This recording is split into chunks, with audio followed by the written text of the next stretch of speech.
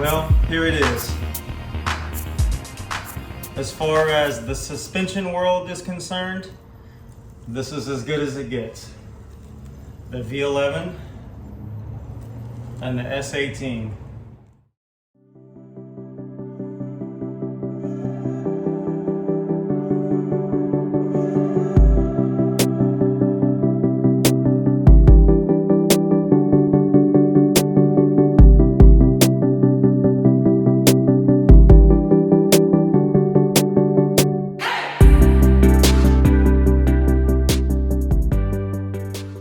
So it kind of started like this. When I was 12 years old, my dad bought me one of these. And he said, son, learn how to ride it. So I did. This was my first unicycle. That was back in 1981. Yeah, I'm showing my age a little bit. Anyway, time went on. Life went on. Now we're in 2021. But then about, 5-6 years ago, I got the Segway Mini Pro. This was a blast. But you know what? I outgrew it. I wanted something more challenging. That brought me to the 9x1 S1. Top speed, maybe, 11, 12 miles an hour. Battery life, extremely short. But you know what? It was challenging. I learned how to ride it. It was fun, but it wasn't enough.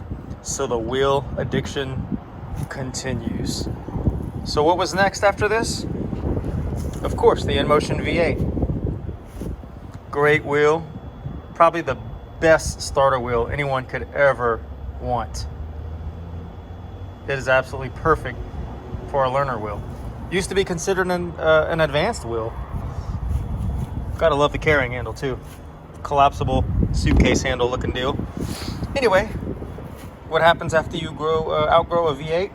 Well, you go to the V10. What else? Another great wheel. This one topped out, I think, at 25 miles an hour, maybe 26. Another great wheel. That's one thing about InMotion.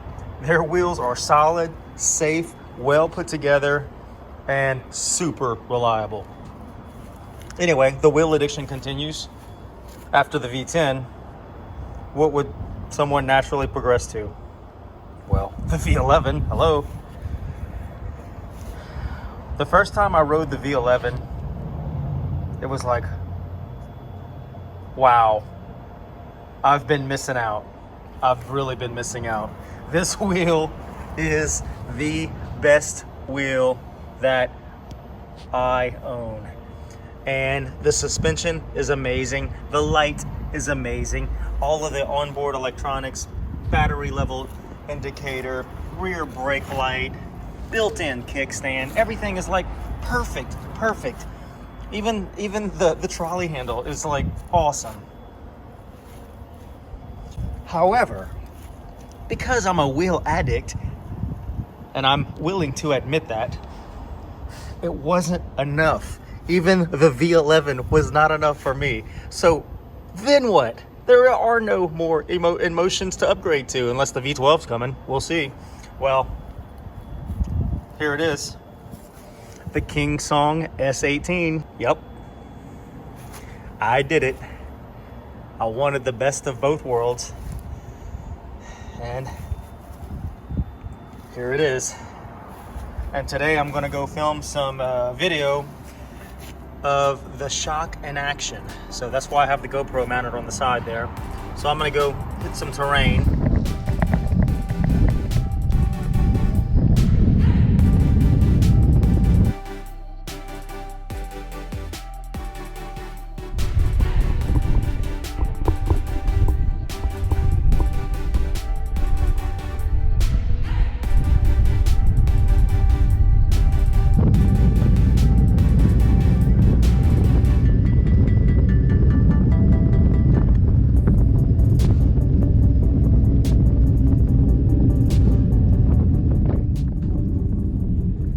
So some of the things I've noticed right off about the S18 is how much lighter it is. It's about 10 pounds lighter than the V11. It's extremely nimble, real easy to turn left and right.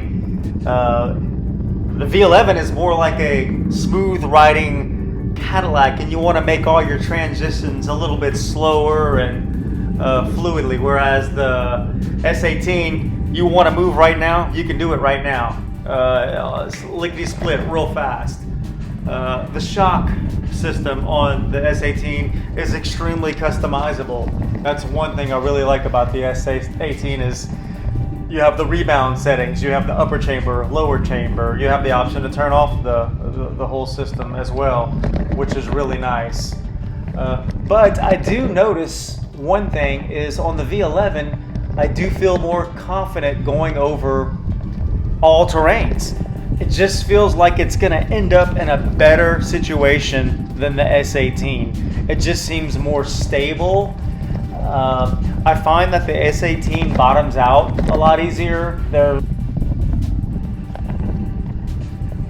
Needless to say, both the V11 and the S18 are amazing wheels. No matter who would purchase one, I think they would be quite happy with the wheel.